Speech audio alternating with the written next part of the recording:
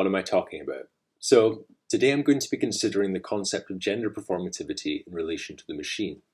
Both how we might think about using the machine to perform our own gender, and for this I'm going to be looking at music with synthesizers, and how more humanized technologies reflect our society's gender biases and help make its social construction intelligible.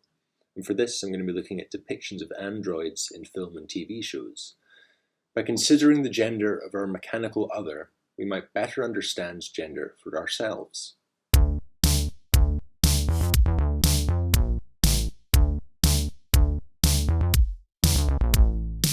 What is gender performativity?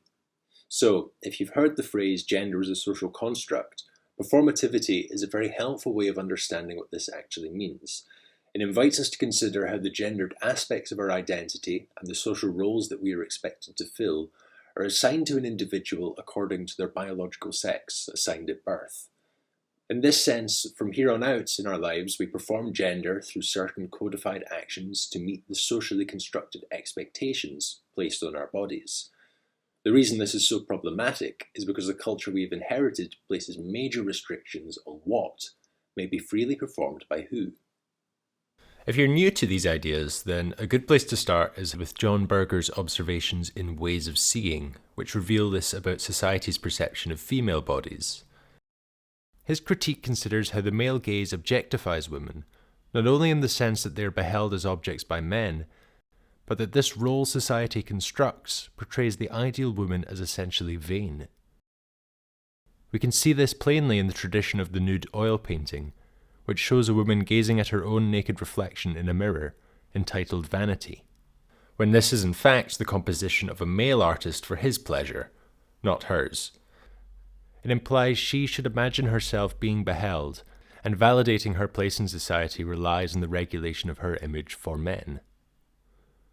Her nudity is always framed as something for the beholder's pleasure, and does not allow her the agency to simply exist as a neutral body.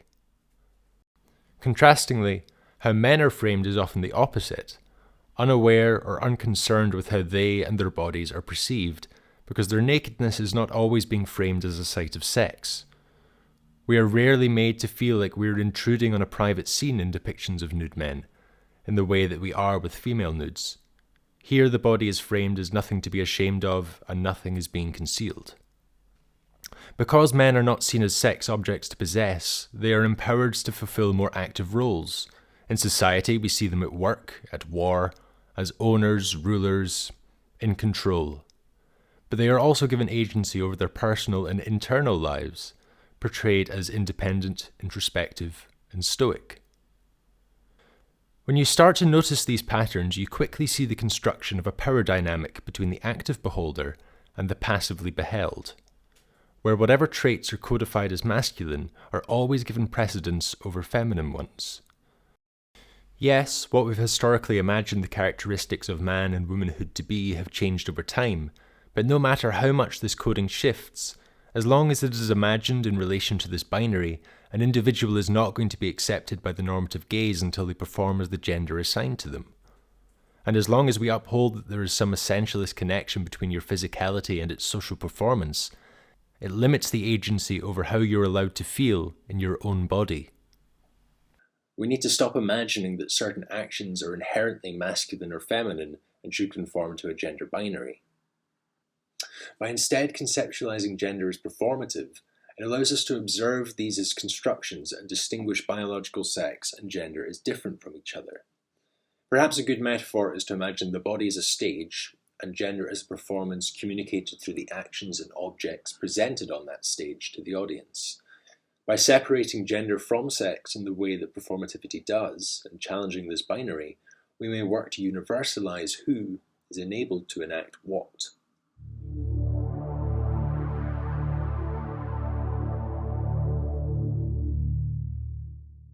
As I mentioned, objects as well as actions are symbolic of gender, and thus may be used to perform gender.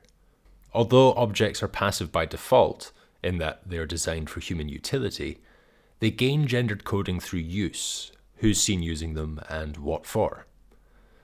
Once these are established, they can be used either to conform to or to challenge traditional gender roles.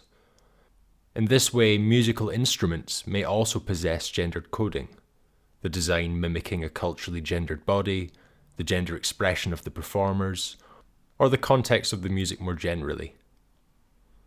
In Veronica Doubleday's Sounds of Power, she describes the cultural gendering of the didgeridoo and its symbolism as an exclusively male instrument used in Aboriginal rituals to communicate with their male ancestors. She also notes how the didgeridoo has more recently become a symbol of Australian tourism and is used in New Age circles where gender coding is somewhat freer and traditional roles can be challenged. Gendered coding also exists in Western classical and contemporary instruments, designs which often objectify women's bodies and situates them as objects exclusively for male interaction. So as discussed, performativity is limited by what is intelligible. And normally, for something to be intelligible, we rely on a body, some kind of visual stimulus. Why I want to chat about synthesizers is because they can be described as acousmatic, which means that the sound doesn't have an observable source. When we hear a sound that we're familiar with, we can usually visualize the body playing that sound. However, acousmatic sounds don't really have a tangible form for our brains to make this connection with.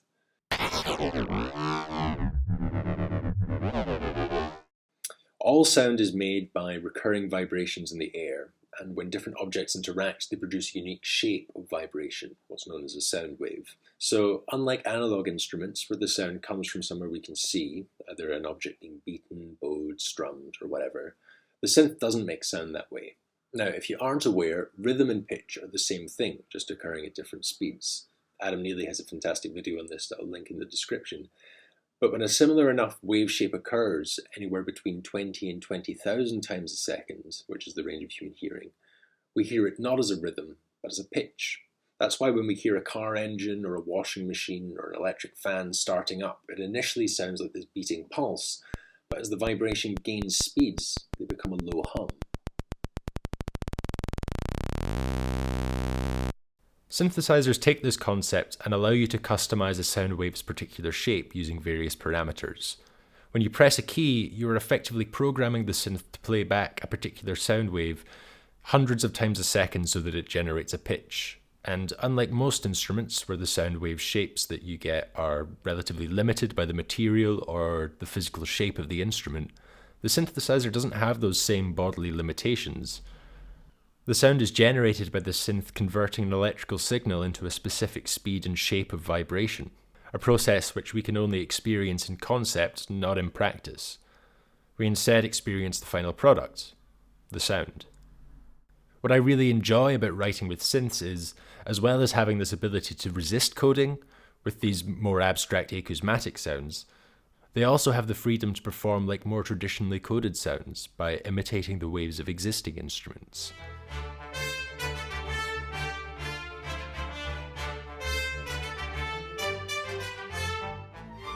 When I'm scoring for film or writing music for Dungeons & Dragons, I often use a digital orchestra, and the end results are indistinguishable from the authentic experience.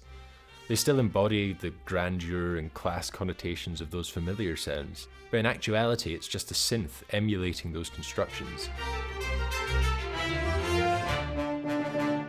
Which I think is particularly funny when it's music for D&D because the synth is effectively role-playing. Whether you write with the synthesizer emulating an existing instrument, or if it's a more acousmatic sound, the imagined bodies that we attribute that sound to are inevitably challenged. They reveal that all coding can be stripped back to its performance regardless of its source.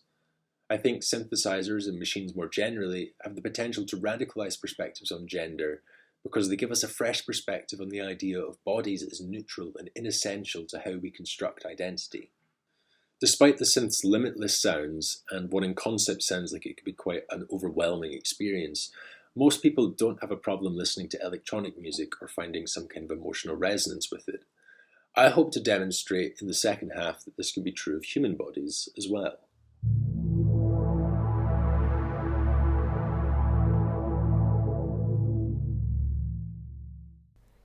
Self-consciousness exists in itself and for itself, in that and by the fact that it exists for another self-consciousness. That is to say, it is, only by being acknowledged or recognized. Thanks, Hegel. Nothing like an old white man to set the academic tone in a presentation about deconstructing gender norms. But the Hegelian dialect and the idea of validating a sense of self in relation to the other is very useful in what we're about to discuss. Often othering is used to describe the divide between race, gender, and class, though here I wish to use it to describe the othered species, the machine. Considering this agendered machine, how might we expect more humanized technologies to function within our society? When the machine is given form, it is inevitably designed according to a cis-heteronormative gaze, in that the functions it is expected to perform are gendered and mapped onto a culturally gendered body. If we were designing machines with any regard for their world and their reality, why would we design them with a gender? It's not for their sake, it would be for ours, cushioning the inevitable blow that sex and gender are not inherent. So when I see nonsense like this quote from a robot-humans interaction scholar, I'm annoyed. If androids are to substitute for the intimacy functions of humans, the android body must be equipped with the nurturing features associated with the female form. Some of these are physical, others psychological. It's perhaps no accident that people are more able to feel connected with women than men. Every person was once connected physically, by the umbilical cord, to a woman, and every person has been held and incubated by a woman's body. Androids designed for a caregiving role should therefore replicate the female form or be able to invoke the female archetype. This is just such a weak take. Granted, this was in 2006, and I'd hoped that projecting such biological essentialism onto our future robots would be challenged now. It's just so at odds with the current literature on gender and these concepts of non-essential bodies that we've discussed. But these kind of views arise because the machine is conceptualized first and foremost as an object with which the human being imagines itself with a right to manipulate, and not as its own subject, a potential being with its own agency and apparatus for meaning-making in the world. This approach to robotics is only going to further perpetuate and prolong cis-heteronormative conceptions of identity that limit who and what you can be. It's not innovation, it's stagnation.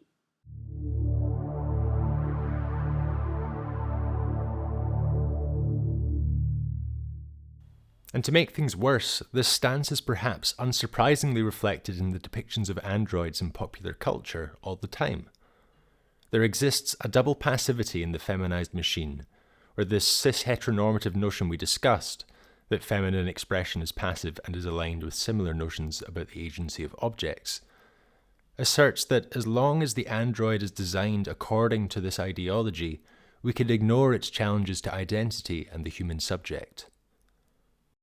What I find interesting is that a common theme in recent films and TV series portrays the machine gaining sentience and turning on its human master, the other threatening the status of control.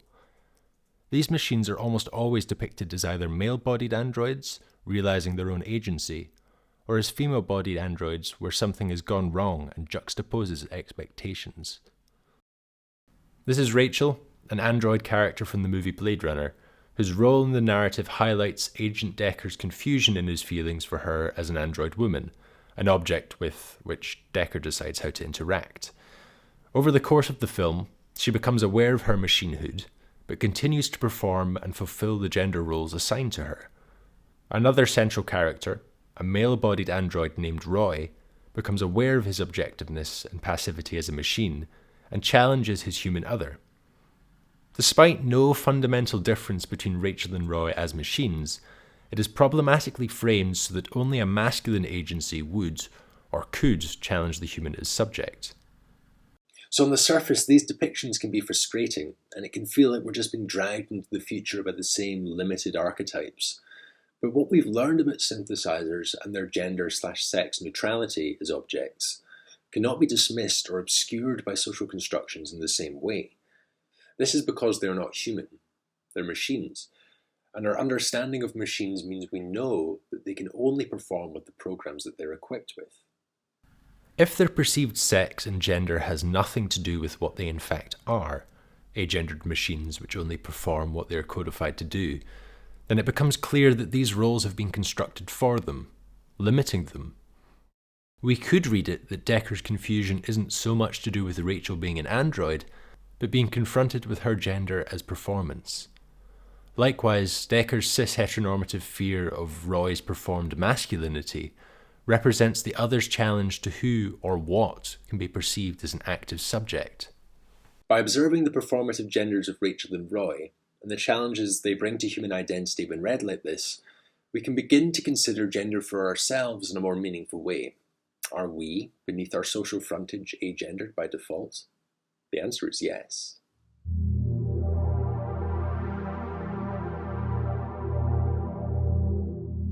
As with most machines, the androids in question are presumably made up of various parts, and their program performance, what we would maybe consider their self, would run in any hardware that could support it.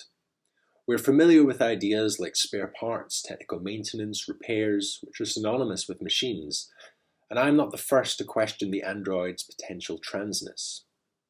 Anne Sasala, in her essay Panic, Humanity's Cis-Heteronormative Fear of the Transsexual Android, analyses the android body and its transness as completely necessary.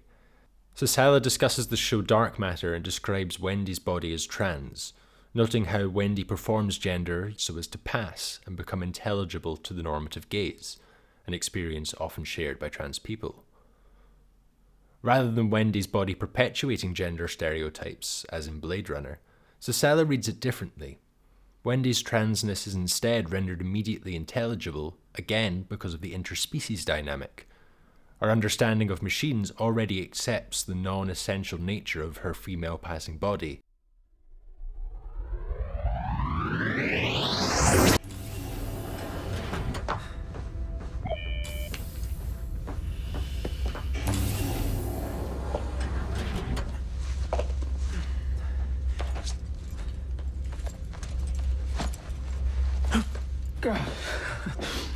I didn't realize you were there.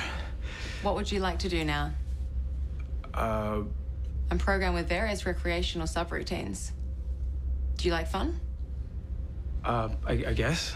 What kind of fun would you like to have? We could dance? Play a game? No, thank you. I was actually about to lie down. Excellent. Would you like me to join? I'm adept at a wide variety of contemporary erotic techniques. Quasaring, the infinite Mobius, dunking the cosmic donut. I really shouldn't. Wait, what was that last one? On the other hand, if you prefer male anatomy, I come with interchangeable parts. No. I appreciate the offer. But it's just a little weird. What's weird about it? Sexuality is a natural human function. Sure, but you're an android. I mean, what would you get out of it? I possess almost 3,000 touch receptors. I can experience pleasure. So, despite the cis-heteronormative default and bias in her design, it becomes obvious to the human character that, firstly, Wendy's gender is not innate and is a programmed performance, but so is her sex and sexuality. Her entire identity is immediately intelligible as one that is passively synthesized and constructed for human comfort. Dark Matter is not the only text that calls into question the total utility of the android body, and the contradictions this brings to the cis-heteronormative notion of essential identities. Black Mirror presents us with a male-bodied android, but makes clear that his body is something that is designed for human interaction. He is a machine designed to help with grieving, and even goes so far as to change his body to resemble the protagonist's deceased husband more accurately. What's wrong? He had a mole there. Where?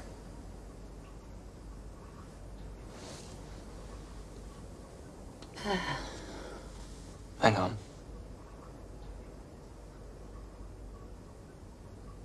That's ridiculous.